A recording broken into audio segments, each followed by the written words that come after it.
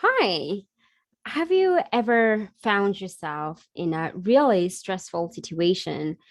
But what's even worse is that you can't seem to find a way out of this thinking pattern. It is a rumination cycle that goes on during the night, and then you fall asleep, and then it comes back during the night, the following night. You can't seem to get out of it. I have been there.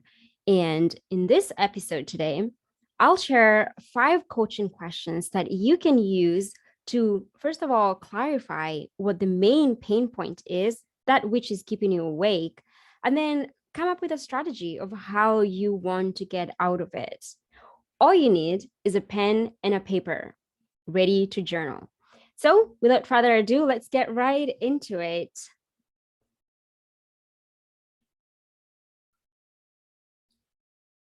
We'll look into the work of Michael Bungay Stanier. His best-selling book, The Coaching Habit, talks all about coaching. And with this book, we'll answer these questions. What is coaching? And then what are these 5 questions that I am talking about? And then we'll just have an overall view of the nature and goal of these 5 questions. What is coaching? Now, coaching is a problem-solving technique that its main focus is the present and the future. This is different from therapy, psychotherapy, that is, because with psychotherapy, it takes you back to your origin story, your family history. It takes you back.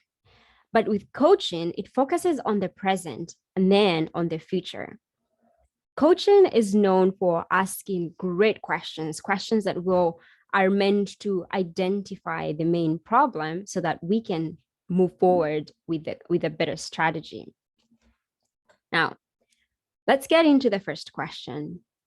What's on your mind? That's the first question. And this question is a cut to the chase question. Basically meant to skip the small talk. Let's get to what has been provoking your anxiety, that which has been keeping you awake. Asking yourself this question is a sign of love to yourself. Is basically saying, I am here for you and I want to know what is this that has been keeping you up at night. So you probably write a few things before you're done, before you can think that you're done with what's on your mind. The next question comes up. And what else? Now, this question actually means business. It's not, you're just not asking for the sake of asking, but you really are asking because you want to know exactly, you want to get to the root of the problem. So, and what else? And what else has been keeping you awake? Other forms of this question are, is there anything else that you can think of that's keeping you awake? Or is there something else that you're forgetting? The point of this question is to open a pressure valve, is to let it all out on paper. Now, the goal of coaching is to find a solution. And you might notice already with this question, you could end up with 10 different problems, right? Might be so many things. So how do you narrow down to the main pain point? Michael has a strategy. He says that all challenges can be categorized into 3 things. 1, the project. 2, people. And 3, patterns. Now, project is the easiest to access, the easiest to see. It may be, I'm just stressed out about this. I don't know how to figure this thing out, this thing at work, or this thing at my business, or I don't know I just don't know how to figure this task out. The next one is people. When Michael talks about people, he's not talking about another person is a problem. He's talking about the relationship. What about the relationship is causing this distress? And more importantly, what is it about your role in this relationship that is less than ideal, that is causing you to be upset? It could be a person at work, Bob, let's say Bob, or it could be a partner, Ken or Jane. It's not about Jane. It's what is it about this relationship? And more specifically, what is it about me showing up in this relationship that's less than ideal? Then lastly, it's patterns. Now, when you look into patterns, this is where it can be personal, vulnerable, and it requires courage to look into patterns because here you are getting ready to change habits, to change the way that you have been doing things. Looking into patterns has the potential for growth in a place that you could flourish. So you've asked the second question, and what else is the main challenge? And you have all of this. Now, the challenge here is to determine which one do you start with? And there's a question for that. And that's the third question. If you were to pick one challenge right now, what would that challenge, what would the real challenge be for you? Now, this is a really thought out question. This question is not what is the real challenge? That's not the question. The question is what is the real challenge right now? And then what is the real challenge for you right now? If you don't ask the question completely, it has the potential to miss out on one thing, the right now, which is just the sense of urgency. It's important. This, if you deal with this one thing, everything else might fall in place. And then for you, putting that you there, it centers you. It reminds you that it's not about how Jane is showing up. It's not about how Bob is not doing his job. It's about how do you want to show up amidst all the things that are going on. Say, amidst not that you don't have a job and you're desiring a job. Maybe you are looking into a career option. You don't know which one it is. What is it? What is it exactly that is stopping you? What is the real challenge? Another way of asking this question could be, what one challenge among all the ones you've listed out, what is the one challenge that if resolved would provide the greatest relief? It would be like a button taken off your shoulders. Which one is that?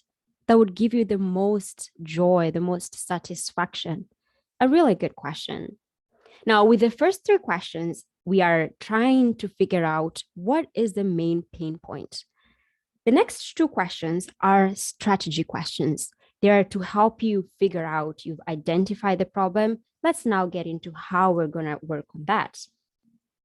Question 4, what do you want? What do I want? Now, this is an adult question. This is a question that gets you to take ownership of our lives, really. That's how the experience has been for me. It's like, what do you want? Something to look out for with this question is the tendency to answer this question with what you don't want. You can say, well, I just don't want Jane to speak back to me like that. I don't want Jane to not be excited, or I don't want Bob not to do his job. I don't want to be jobless anymore. I don't want to be confused about my career. Well, that's not the question. The question is, what do you want? Maybe I want to be closer to Jane, or maybe I want to get into a career that feeds my soul, that keeps me alive. I want to make some money enough to meet my needs. Look out for answering this question with what you don't want. Something else with this question is the tendency to not answer it honestly. We can make excuses with this question like, well, I mean, the timing isn't right. Maybe I shouldn't ask for that, or I shouldn't want that. Well, it's not appropriate for me to want that. Or if I want this, if I ask for it, maybe those people will say no, whoever I need to ask it to. Is it even possible to achieve that? Watch out for the potential excuses that you could be telling yourself. Basically, with this question, you want to keep it positive. You want to keep it to the most, if in an ideal world where everybody was kind and supportive, and resources were not limited. And the reason for that is not to be away, like it's not to hide from reality, no, but it is for us to overcome the limiting beliefs that we have put on ourselves, that truthfully it's possible that other people or whatever our fears are, they're not accurate. Like probably nobody would say no if you asked, right? So it's not for you to live in a utopian world, but it is for us to get off this limiting beliefs that we so easily put on ourselves. Always with this question, it is good to also ask, and what else? The second question, that's the all question, and what else? And then you can go even deeper and ask yourself, and what is the real challenge for you in achieving this? So maybe you want Jane to want you to be more respectful and more excited about seeing you, whatever the case might be. So what is a real challenge for you in this, in achieving this? This is a really good strategy question. And then on to the last question. Now, if you are saying yes to all of these things that could happen if in an ideal world, what is it that you would say no to in order for you to achieve this closest that you can?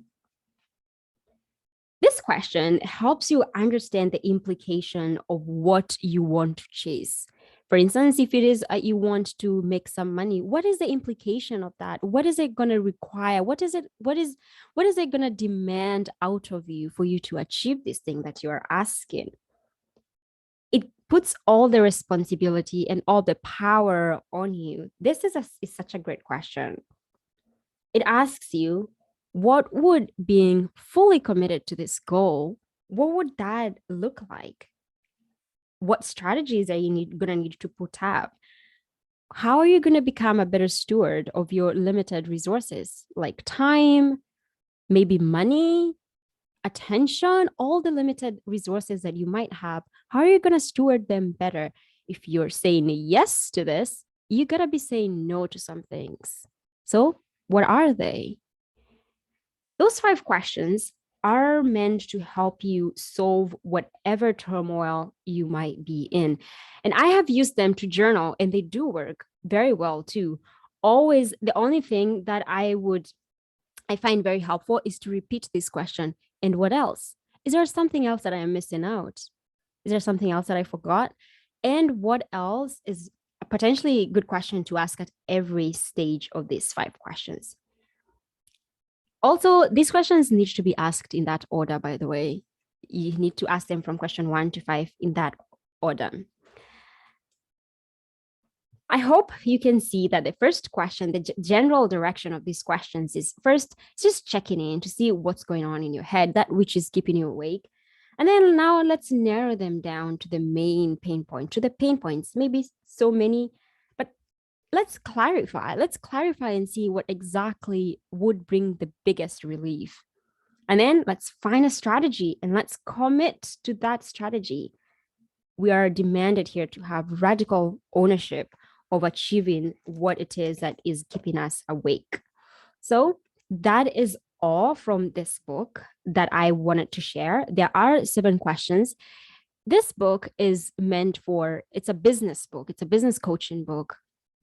But I use these questions as well to just coach myself. So if you are in a relationship at work and you are in charge of helping people come up with solutions, or even better yet, just friendships, somebody might come to you and say, hey, I need help thinking through this.